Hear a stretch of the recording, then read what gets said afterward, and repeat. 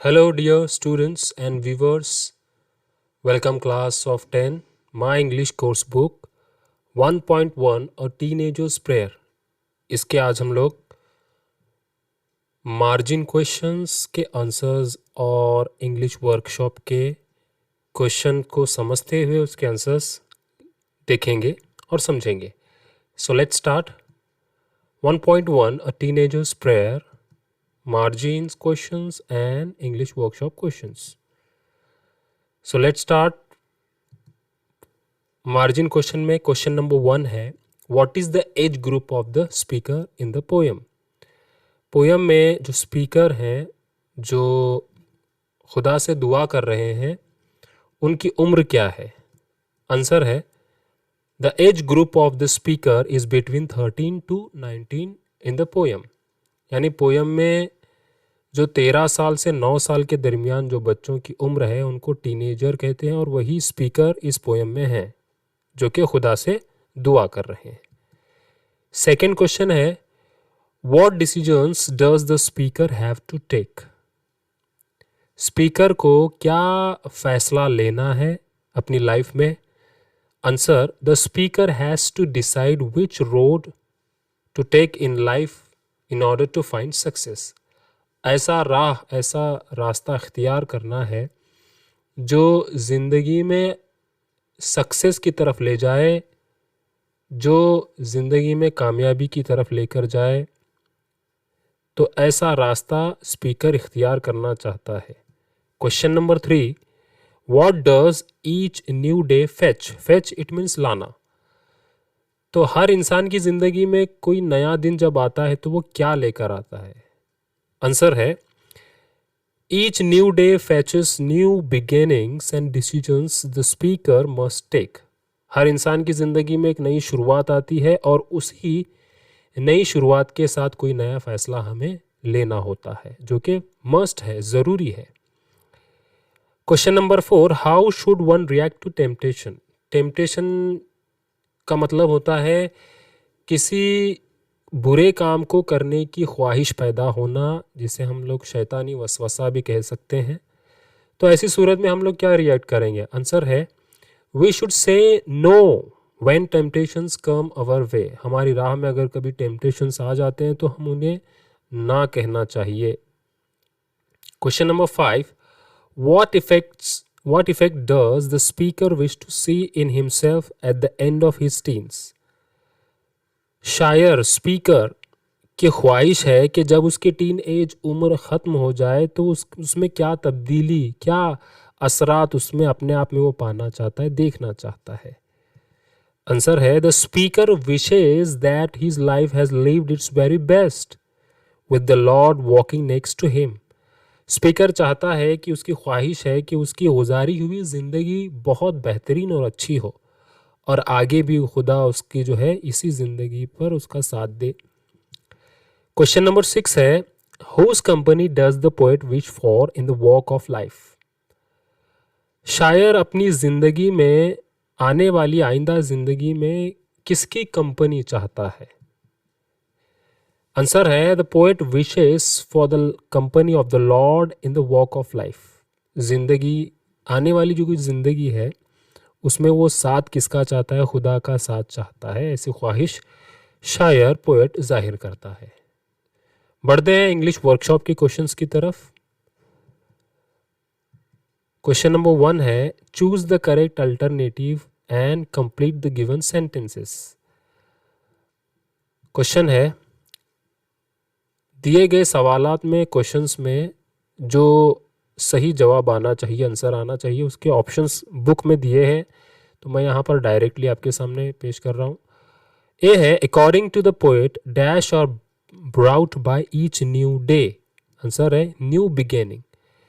Poet के हिसाब से हर जिंदगी में हर दिन एक नई शुरुआत लाती है. बी है, we must decided to take the road which leads to dash. हमें फैसला करना होता है कि हम जिंदगी में ऐसी राह चुने जो लेकर जाती है हमें ग्रेट सक्सेस की तरफ. तो ग्रेट सक्सेस आएगा बी में. सी है, the poet press to the Lord to help him stand for what is dash. तो व्हाट इज़ राइट। तो शायर खुदा से दुआ कर रहा है कि ए खुदा मेरी मदद कर जो सही है, ताकि मैं उस पर चलूँ, उसको चुनूँ। डी है, the poet wants to see that his teen age years have been the dash years of his life. शायर चाहता है कि जब उसकी टीन एज उम्र ख़त्म हो जाए तो वो उसकी गुजारी हुई ज़िंदगी कैसी हो, बेस्ट हो। नाउ इंग्लिश वर्कशॉप में क्वेश्चन नंबर 2 है, find and right the pairs of rhyming words from the poem. Rhyming word जो पोएम में है, आंसर है मेक, टेक, ठीक है। उसके बाद जो है success, distress, see me, way, day, see me. So these are pairs of rhyming words in the poem. Question number 3, what is the rhyme scheme of the poem? Rhyme scheme अलग है और rhyme pairs अलग है। तो rhyme scheme है teenagers prayer की ABCB। Question number 4, match the lines in column A with the figure of speech in column B। Column A में कुछ लाइंस दी गई हैं पोएम में और वो कौन से फिगर ऑफ स्पीच हैं पहचानना है। तो आंसर डायरेक्टली यहाँ पर दिए गए हैं। डिसीजंस आई मोस्ट मेक, मुझे फैसला करना है, ठीक है। इन्वर्जन इसको कहेंगे। तो इन्वर्जन ऐसी फिगर ऑफ स्पीच है जिसमें शायर जो है ऐसे जुमले इस्तेमाल करता है जो ग्रामेटिकली गलत हों। यानी पोएट अपनी पोएम को रिदमिक बनाने के लिए, मौसर और अच्छी रवानी की पोएम बनाने के लिए शायर पोएट क्या करता है, पोएम में जो है ऐसी लाइंस इस्तेमाल करता है जो ग्रामर के हिसाब से सही ना हो। तो ऐसी लाइंस को इन्वर्जन कहते हैं। सेकेंड है, एक कॉलम में जैसे कि अपने टेक्स्ट बुक में दिया गया है, please open up my eyes dear Lord.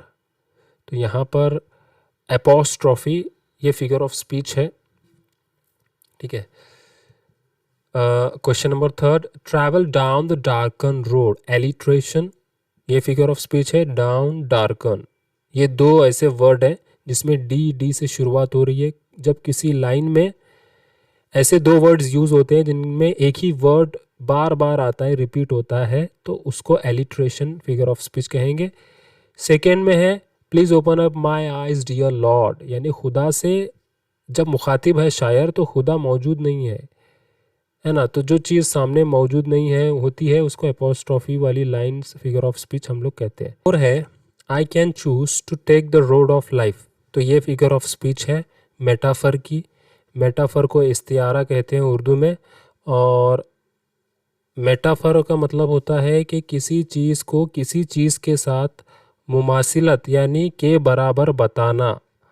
मिसाल के तौर पर रोशनी की तरह तेज़, तो ये किसी आदमी की जहानत या शख्सियत रोशनी की तरह तेज़ है, तो ये इस्तियारा कहलाएगा, ये मेटाफर कहलाएगा। बढ़ते हैं नेक्स्ट क्वेश्चन की तरफ। Elements of planning and interview, ये ग्रुप एक्टिविटी है, तो एक सरगर्मी है। Form groups and discuss each element of planning and interview and prepare notes on each element. Discuss करना है और प्लानिंग करना है कि इंटरव्यू बनाने के लिए कौन से नोट्स जो है ज़्यादा ज़रूरी है, जो कि उसका फॉर्मेट होना चाहिए, जो कि उसका स्ट्रक्चर होना चाहिए। इंट्रोडक्शन है, introduce the interviewee and ask questions that allows listeners to understand why the person is being interviewed. मुतारुफ कराना कि इंटरव्यूवी यानी जो इंटरव्यू हमें दे रहा है, जो जिसकी इंटरव्यू हम लोग ले रहे हैं उनको किस तरीके के सवालात पूछने चाहिए, और सवाल सुनने वाले जो हैं इंटरव्यू को तो उनको भी समझ में आए कि सवाल कैसे पूछे जा रहे हैं और उसका जवाब क्या मिल रहा है। तो ऐसे शख्स की इंटरव्यू लेने के लिए चंद जो है फॉर्मेट या नोट्स हमें मुरतब करना है, बनाना है। तो मेन क्वेश्चंस हैं, तो सवालात कैसे पूछे जाने चाहिए जब हम किसी का इंटरव्यू लेते हैं। Start asking WH question. तो हमेशा जो है इंटरव्यू के क्वेश्चंस में WH वाले क्वेश्चन से शुरुआत करनी चाहिए, like what, why, when, where etcetera. Conclusion यानी इख्तिताम इंटरव्यू का कैसे होना चाहिए. Concluding questions that involve future plans of the interviewee और any other message that needs to be conveyed. जब इंटरव्यू ख़त्म होती है तो आखिर में ऐसे सवालात पूछने चाहिए जिसका भी हम लोग इंटरव्यू ले रहे हैं तो उनकी आइंदा आने वाली मुस्तकबिल की ज़िंदगी में क्या प्लान्स हैं, तो ऐसे सवालात उन आखिर में पूछने चाहिए. साइज़ और length and how much. Interview कितना होना चाहिए, कितने सवालात पूछनी चाहिए और जो है कितना वक्त होना चाहिए. Typically an interview would have about 10 questions in total. कम से कम 10 सवालात तो इंटरव्यू में पूछे जाने चाहिए. Dos and don'ts and rules and regulations. जब भी हम इंटरव्यू लेते हैं तो कुछ उसके रूल्स एंड रेगुलेशंस होते हैं. डूज में आता है जो चीज़ें हम इंटरव्यू के दौरान करनी चाहिए.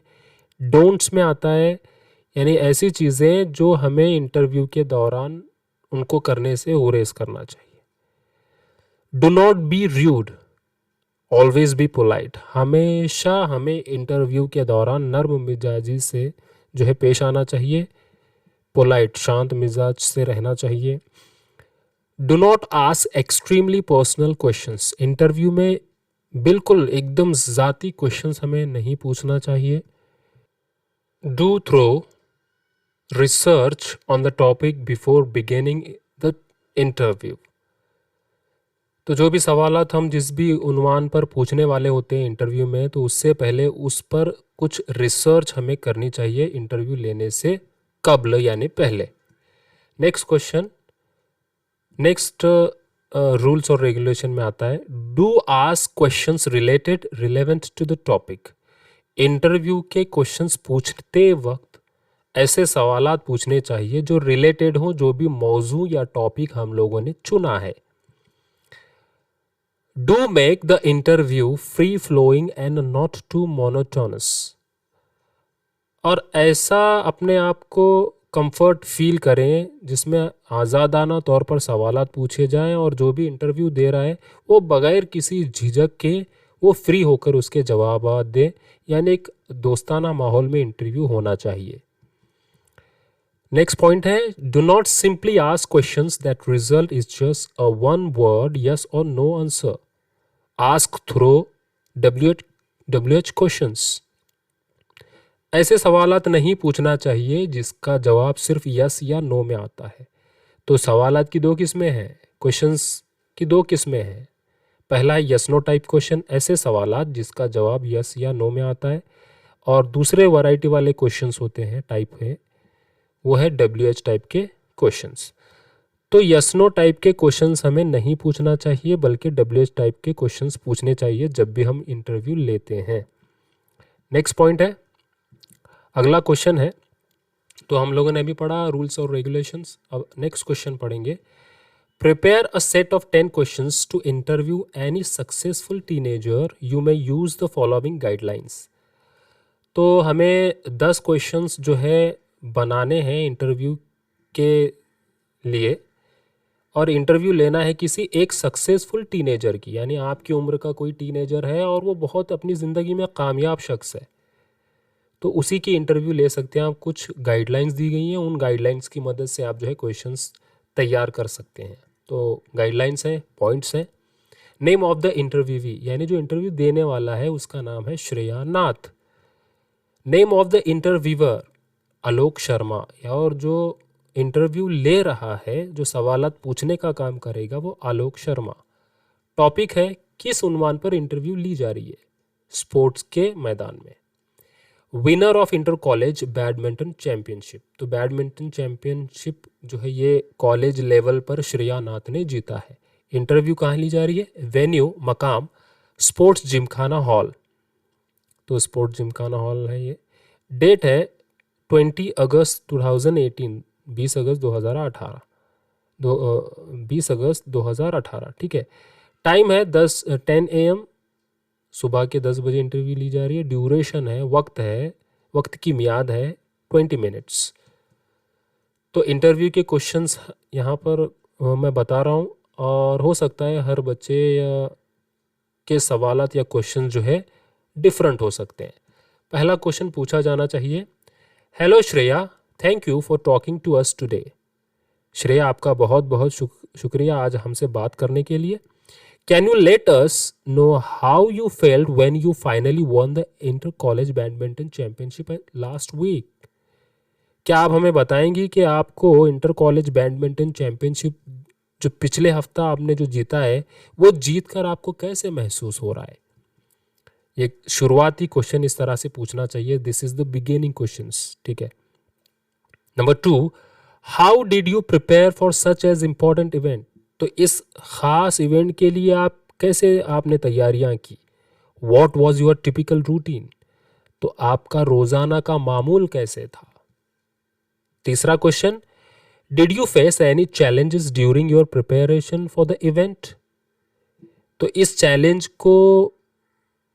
इन तैयारियां को करने के दौरान आपको कई परेशानियां या चैलेंजेस का सामना करना पड़ा? Question number 4, was there any competitor who you felt was better than you or was more challenging than the others? क्या आपको इस इवेंट के दौरान कोई आपका हम मुकाबला जो है, कॉम्पिटिटर जो आपसे बेहतर हो सकता है, क्या कभी आपको ऐसा महसूस हुआ जो दूसरों से अच्छा हो चैलेंज के तौर पर? Number 5, how did you overcome an nervousness और एंग्जायटी बिफोर ईच मैच?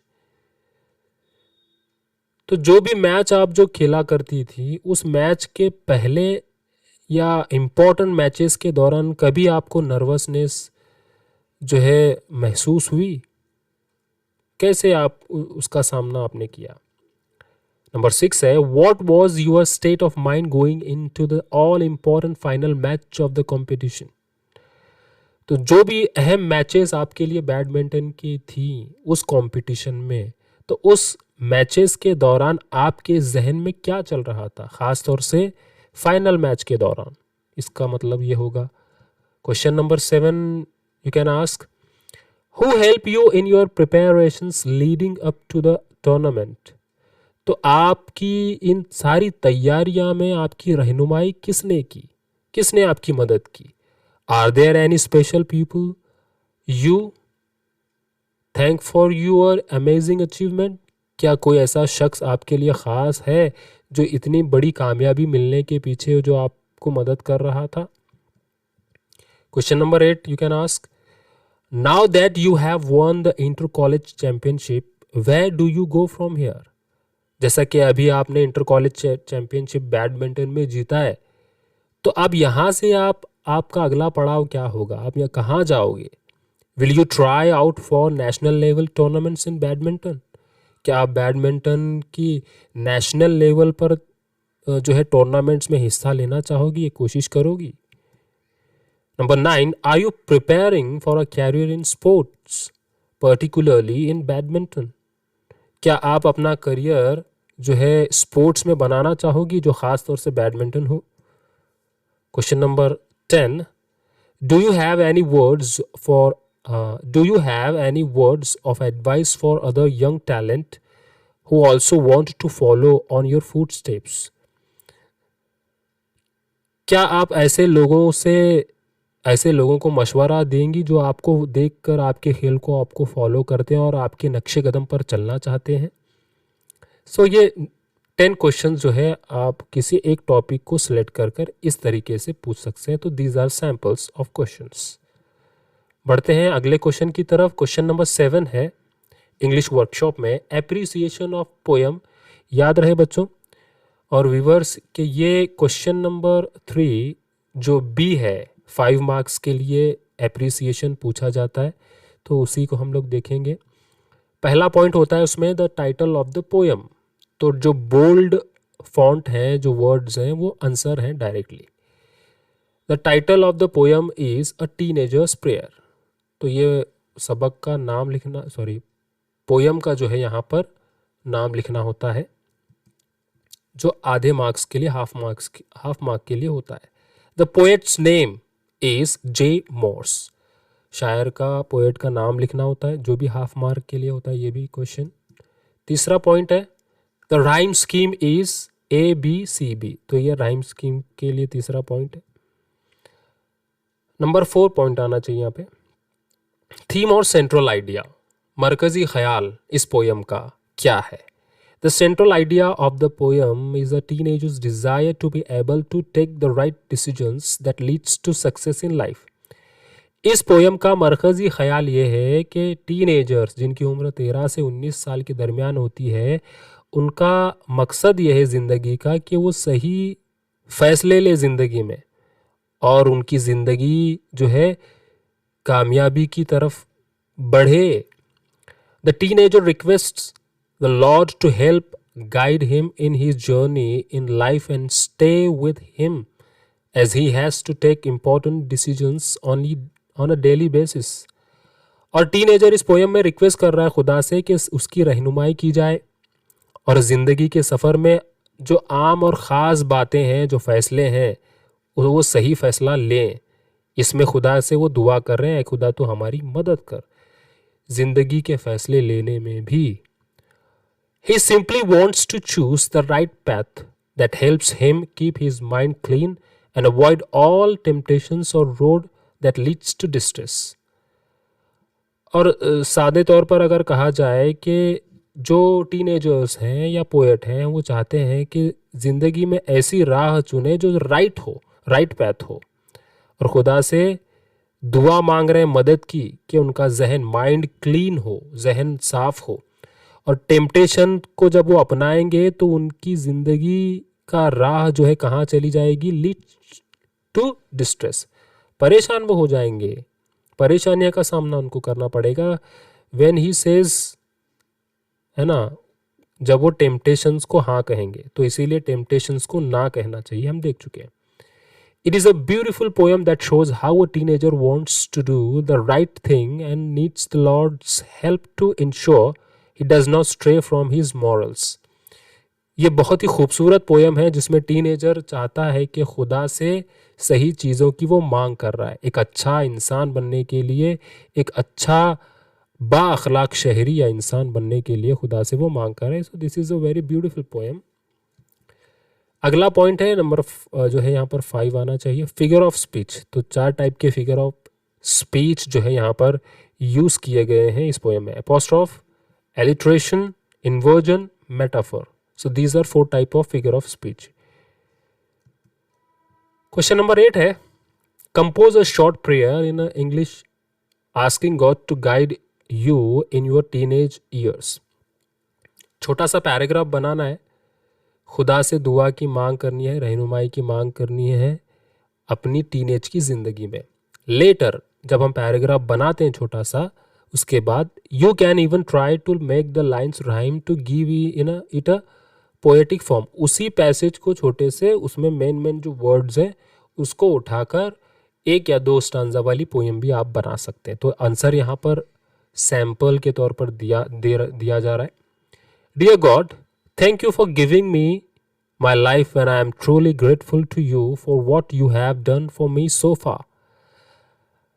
ऐ खुदा, तेरा बहुत बहुत शुक्रिया मेरी ज़िंदगी में हमेशा मेरा साथ देने के लिए, जो कुछ भी तूने मुझे अता किया, जो कुछ भी तूने मेरे लिए किया, जिस तेरा तहे दिल से बहुत बहुत शुक्रिया।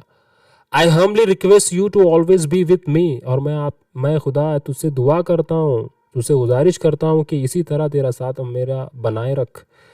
And help me choose the right path, और सही राह चुनने में मेरी मदद कर।